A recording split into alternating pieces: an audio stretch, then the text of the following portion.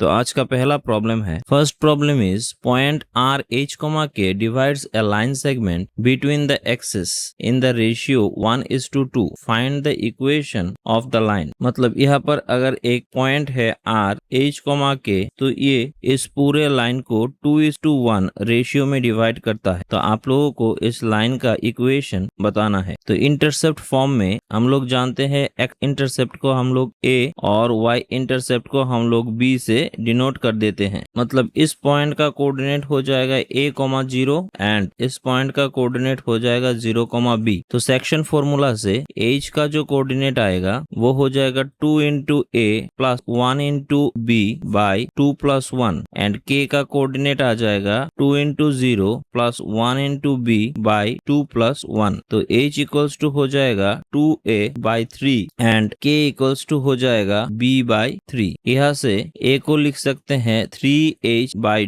2 and b को लिख सकते हैं 3k बाई 1 मतलब 3k। तो अब स्टैंडर्ड इक्वेशन जो है इस लाइन का इंटरसेप्ट फॉर्म में ये है x by a plus y by b equals to 1। तो इस पर बिठा दे a की जगह पर x by 3h by 2 plus y by b की जगह 3k इक्वल्स टू 1। तो ये हो जाएगा 2x by 3h plus y by 3k equals to 1। तो यहाँ से 3hk को एलसीएम कर ले तो यहाँ से आ जाएगा 2k plus hy equals to 3hk और यही हो जाएगा required equation of the line AB। Second question is find the equation of the line which passes through P1, -7 and meets the axis at point A and B respectively so that 4AP minus 3BP equals to 0। मतलब यहाँ पर बोला गया है कि coordinate axis पर यहाँ पर शायद P एक पॉइंट है जो -1,7 से गुजरा है और ये A पॉइंट और B पॉइंट को ऐसे कट करता है सच दैट ये इक्वेशन दिया गया है। तो आप लोगों को ये जो लाइन सपोज इसको L1 दे देते हैं, इसका इक्वेशन निकालना है। तो मान लेते हैं A पॉइंट का जो कोऑर्डिनेट है इंटरसेप्ट फॉर्म से वो हो जाएगा 0,b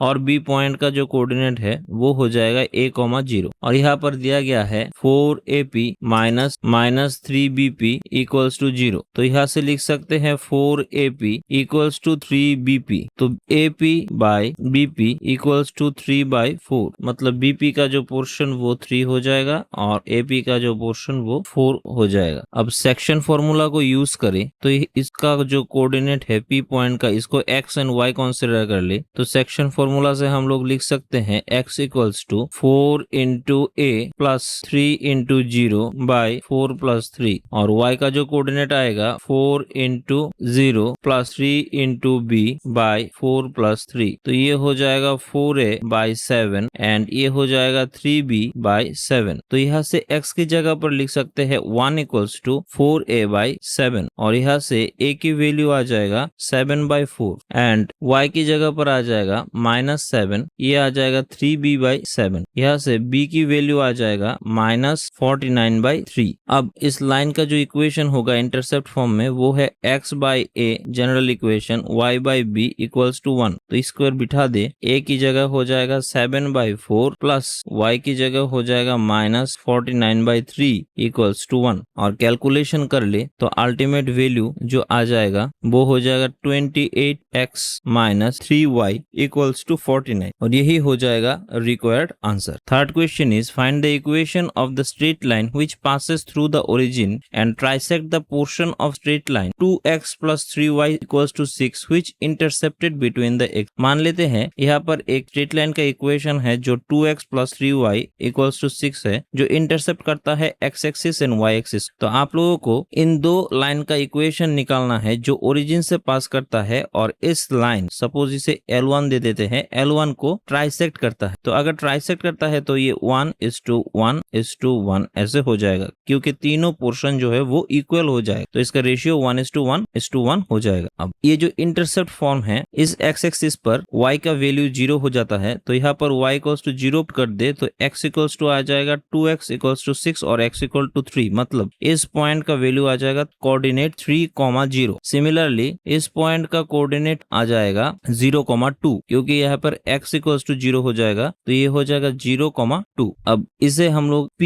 एंड Q पॉइंट दे देते हैं इन दोनों पॉइंट। तो P पॉइंट जो है वो इस लाइन, इसे अगर ए बी कंसीडर कर ले तो P पॉइंट जो है वो ए बी लाइन को 1:2 रेशियो में डिवाइड करता है। तो P पॉइंट का जो कोऑर्डिनेट हो जाएगा वो होगा 1:3 plus 2:0 by 1+2 comma 1:0 plus 2:2 by 1+2 और Q पॉइंट का जो कोऑर्डिनेट होगा वो हो जाएगा 1:Q का राइट हैंड साइड का जो पोर्शन होगा वो 1 होगा और लेफ्ट हैंड साइड का जो पोर्शन होगा वो 1+1 2 यूनिट होगा। तो ये हो जाएगा 2:3 plus 1:0 by 2+1 comma 2:0 plus 1:2 by 2+1। तो इसे कैलकुलेट कर ले तो P का जो कोऑर्डिनेट वो आ जाएगा 3:3 प्लस 0/3 3/3 और ये आ जाएगा 2:2 4/3 और Q का कोऑर्डिनेट आ जाएगा 2:3 6/3 और ये आ जाएगा 2:1 2/3। मतलब इसे लिख सकते हैं 1,4/3 और Q को लिख सकते हैं 2/3। अब इस पॉइंट को O दे देते हैं जिसका कोऑर्डिनेट